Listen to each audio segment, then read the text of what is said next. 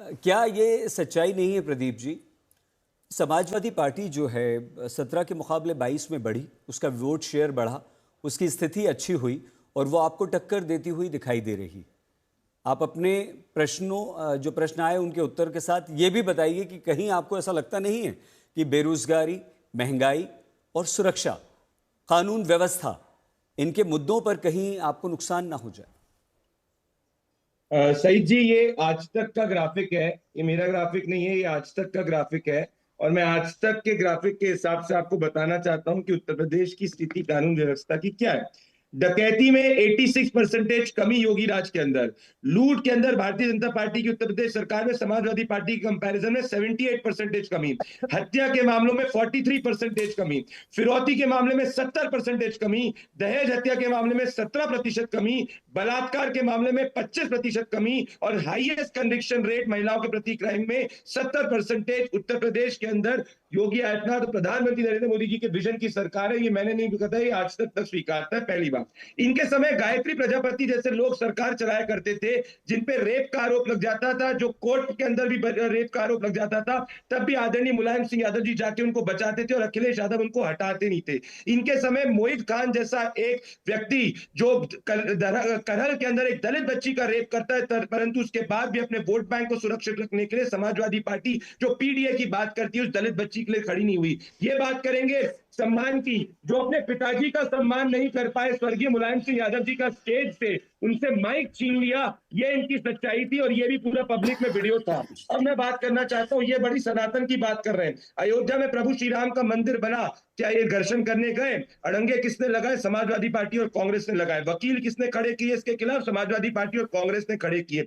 अयोध्या के साथ में काशी में भव्य मंदिर बना महादेव का, क्या इनमें से कोई ने भी उसका स्वागत किया? किसी ने स्वागत नहीं किया। कार सेवकों पे गोली चलाने ये लोग, शंकराचार्य पे लाठी चलाने वाले ये लोग। अब बात करता हूं ग्रोथ रेट की। 12 लाख करोड़ से 25 लाख करोड़ जीडीपी हो गया है। वो ऐसे ही गुब्बारे में नहीं हुआ है भाटी जी, वो इसलिए हुआ है कि उत्तर प्रदेश में ज्यादा रोजगार मिल रहा है। आपके शासनकाल से 3 गुना ज्यादा रोजगार हमने दिया है। आपके शासनकाल में इंडस्ट्रीज नहीं थी, 22,217 फैक्ट्रीज उत्तर प्रदेश के अंदर खोली गई है, जो आपके शासनकाल से 80% ज्यादा है। सेमीकॉन जो है, फॉक्सकॉन अपनी यूनिट उत्तर प्रदेश में लगा रहा है। आपके समय में लोग उत्तर प्रदेश का शासन छोड़ के जाते थे, ये मैं नहीं कह रहा हूं।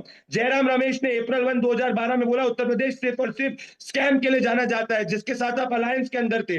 बात रही पत्र की, सही जी, तो मुझे बताइए, क्या नॉर्थ ईस्ट के किसी भी राज्य में इस साल चुनाव है? प्रधानमंत्री जी ने तो उनके स्टेटहुड डे पे भी पत्र लिखा है, परंतु जो उत्तर प्रदेश से नफरत करते हैं सप्पाई, जो सिर्फ दंगाइयों का समर्थन करते हैं, उनको इस बात से पीड़ा है कि उत्तर प्रदेश के स्थापना दिवस पे प्रधानमंत्री जी जो उत्तर प्रदेश के सांसद हैं, उन्होंने ये पत्र निकला। अब मैं बात करना चाहता हूं, एक पोल करा लीजिए और किसी से भी पूछ लीजिए उत्तर प्रदेश के अंदर, आज बहन बेटी जानती है कि जब वो सड़क पे घूमेगी, अगर कोई गलत काम करेगा तो प्रधानमंत्री नरेंद्र मोदी जी और योगी आदित्यनाथ की भारतीय जनता पार्टी की सरकार जो है उसके घर पे बुलडोजर भी चलाएगी, उसके खिलाफ कानूनी कार्रवाई भी करेगी। इनके जैसे नहीं, नवाब सिंह यादव और मोहित खान और इनके साथ में बैठे हुए जिनके भी जितने लोग हैं वो जाके रेपिस्टों का संरक्षण करे। इनके तो आदरणीय स्वर्गीय मुलायम सिंह यादव जी कहते थे बच्चे हैं उनसे गलती हो जाती है। बात रही कांग्रेस की, कांग्रेस को तो समाजवादी पार्टी सीरियसली नहीं लेती। समाजवादी पार्टी ने तो जाके कांग्रेस को एक सीट नहीं दी। तो हम जानते हैं कि उत्तर प्रदेश में हमारा वोट शेयर भी बढ़ेगा, सीट शेयर भी बढ़ेगा। एक बार झूठ चल सकता है सही चीज, बार बार नहीं चल सकता। ठीक है, बहुत धन्यवाद भाटी जी। मैं प्रश्न तो पूछना चाह रहा था, लेकिन विशाल जी ने इतने सारे आपके ऊपर प्रश्नों की बौछार कर दिए, आप तो उन्हीं का जवाब दे दीजिए। 2 मिनट सर, क्योंकि डॉली जी के पास, मैं कोशिश कीजिएगा समाप्त करें, रोकूंगा नहीं आपको।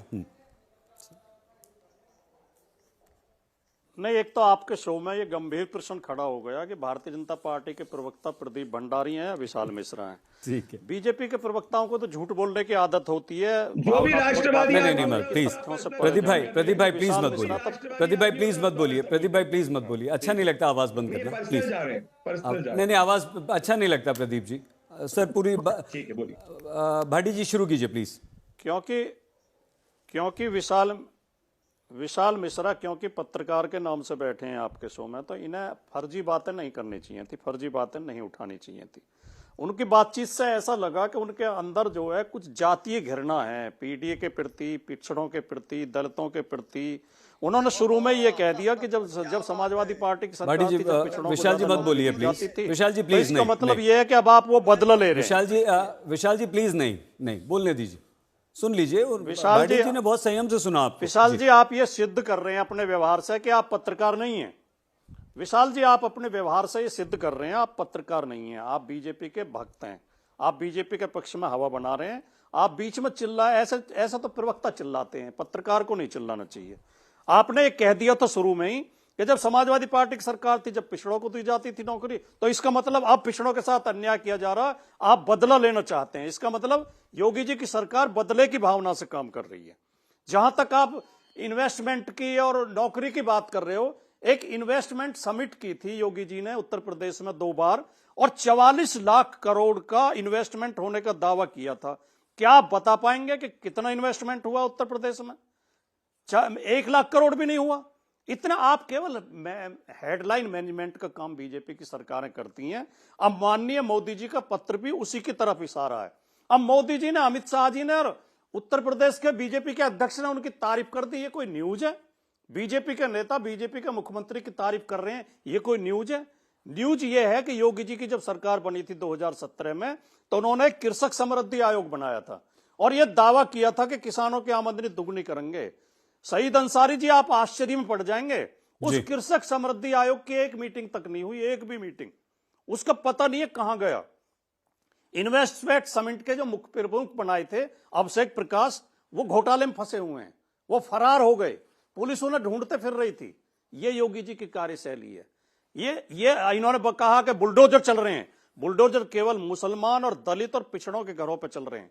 जाति देख के बुलडोजर चलते हैं, जाति देख के मुठभेड़ होती हैं। जितने मुठभेड़ में लोग मारे गए हैं, हाथ पकड़ पकड़ के लोगों को गोली मारी गई है। ये अन्याय है, ये कानून का उल्लंघन है। और ये जो बार बार कह रहे हैं, हाँ, एक काम की हम कह सकते हैं, आपने शुरू में कहा था कि कोई भी अच्छा काम नहीं हुआ। 2-3 एक्सप्रेसवे बने हैं, ये मान लेते हैं, लेकिन जो बहन जी ने एक्सप्रेसवे, यमुना एक्सप्रेसवे बनाया था, जिसका इनके प्रदेश अध्यक्ष अभी जिक्र कर रहे थे, वो तो बहन जी की तारीफ कर रहे थे, बीजेपी के प्रदेश अध्यक्ष। और अखिलेश जी ने जो आगरा लखनऊ एक्सप्रेसवे बनाया, उन दोनों की गुणवत्ता इनके एक्सप्रेसवे से बेहतर है। इनके एक्सप्रेसवे खराब हैं और ज्यादा पैसे में बने हैं, ज्यादा इन्वेस्टमेंट हुआ उन पे, और रोजाना टूट रहे हैं, रोजाना एक्सीडेंट हो रहे हैं उन पे। तो कानून व्यवस्था की स्थिति बहुत ज्यादा खराब है। ये केवल फर्जी बातें करके, जो ये अभी टैली दिखा रहे थे आज तक की, इनसे पूछो कौन से साल की टैली है? जो लेटेस्ट आंकड़े एनसीआरबी के आए हैं, वो तो ये कह रहे हैं कि उत्तर प्रदेश में 10 हत्याएं और 11 रेप रोजाना हो रहे हैं।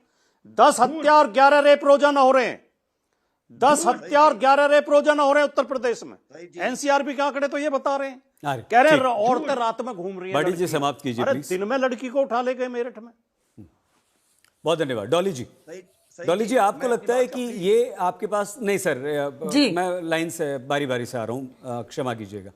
डॉली जी, आपको लगता है कि जिस तरह के मुद्दे 3 आपने, भाटी जी ने, डॉक्टर खान ने उठाए हैं, उससे तो ये लगता है कि उत्तर प्रदेश में कुछ भी ठीक नहीं है और चुनाव में सीधे जनता जो है वो बीजेपी को सत्ता से उखाड़ फेंकेगी। ऐसा क्यों लगता है आपको?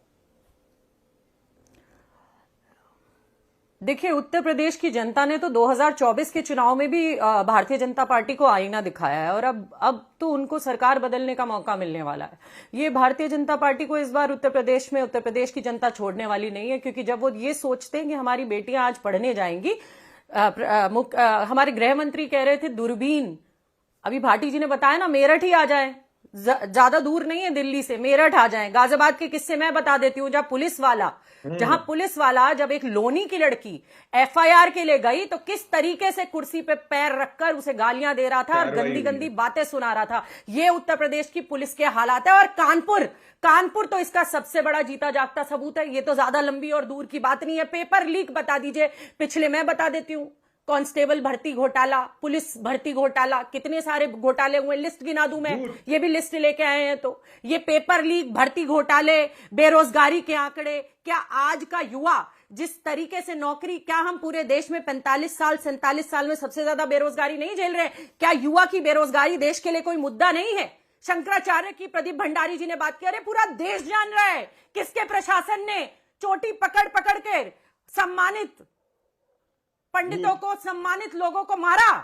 पूरा देश जान रहा है, सबने देखा कुंभ में सबने देखा यहाँ पर किस तरीके की स्टैम्पीड हुई और किस तरीके से जवाबदेही से भागी भारतीय जनता पार्टी आज भी देख रही है और कल भी देख रही थी। एक्चुअल में अंसारी जी, ये लोग जवाबदेही में शून्य है। रेल मंत्री के रेल हादसे हो जाए, जवाबदेही शून्य। बुलडोजर से घर टूट जाए, जवाबदेही शून्य। इनके नेता लड़कियों के बलात्कार करें, लड़की को अपने आप को आग लगानी पड़े एफआईआर के लिए और अपने पिता की जान गंवानी पड़े, और उसके बाद सेंगर की जमानत हो जाए, उसको जमानत मिल जाए, फिर पूरे देश को इकट्ठा होकर खड़ा होना पड़े। किस तरीके के ये क्या फैसला है? बेटियां समाप्त कीजिए डॉली जी। सुरक्षित नहीं है। डॉली जी समाप्त कीजिए। हाँ, नहीं है बेटियां सुरक्षित। हाँ, नहीं है देश का किसान सुरक्षित। डॉली जी, देश का किसान बैठा बॉर्डर पर, किसके शासन में बैठा? ना समाजवादी सत्ता में थी, ना कांग्रेस सत्ता में थी। भारतीय जनता पार्टी सत्ता में थी, जहां 750 किसानों की शहादत हुई। जी, चुनाव आ रहे हैं। बेकार की बातें करते हैं अंसारी जी। तथ्यों पर मैंने क्या बताया? 21 एयरपोर्ट में से बता दे प्रदीप भंडारी कितने चलते हैं। मैं बता दूंगी कितने चलते हैं। 21 बोलना बहुत बड़ा लगता है, क्योंकि मैंने कहा ना, किताबों में सब कुछ अच्छा है। आ जाए धरातल पर, मैं दिखा दूं स्वच्छ भारत। और धरातल डॉली जी धरातल आगे है। 27 का चुनाव है। डॉक्टर खान, बेरोजगारी, कानून व्यवस्था, या हिंदू मुसलमान, या जाति, उत्तर प्रदेश में आपको क्या लगता है 27 का चुनाव कैसे लड़ा जाएगा? सईद भाई देखिए, सर्वजन हिताय सर्वजन सुखाय का नारा है हमारी पार्टी का। सभी का भला हो, सभी का तरक्की हो, सभी को नौकरी मिले, सभी को जो है जॉब मिले। देखिए अभी भारतीय जनता पार्टी के अध्यक्ष ने जमुना एक्सप्रेसवे का नाम लिया, और वो जमुना एक्सप्रेसवे बहन कुमारी मायावती जी ने बनाया था। नाम किसका ले रहे हैं आप? अपना गिना रहे हैं आप। हमारे बनाए हुए एक्सप्रेसवे को आप अपना बता रहे हैं। अनूप मिश्रा जी बैठे हैं, बड़ा दिक्कत इनको हो रही है विशाल साहब को, कि उनको राजनीतिक विश्लेषक लिखा है। अरे विशाल साहब के ऊपर तो बोल देते। आप क्या बात करोगे भाई? राष्ट्रीय लोकदल के प्रवक्ता हो, 8 एमएलए आपके जीते हैं, समाजवादी पार्टी के सहयोग से जीते हैं। आपके अध्यक्ष समाजवादी पार्टी ने राज्यसभा में भेजा है। आप किस मुंह से बात करोगे? आप मलाई काटने के लिए सत्ता पक्ष के साथ जाके बैठ गए हो, शर्म नहीं आती है?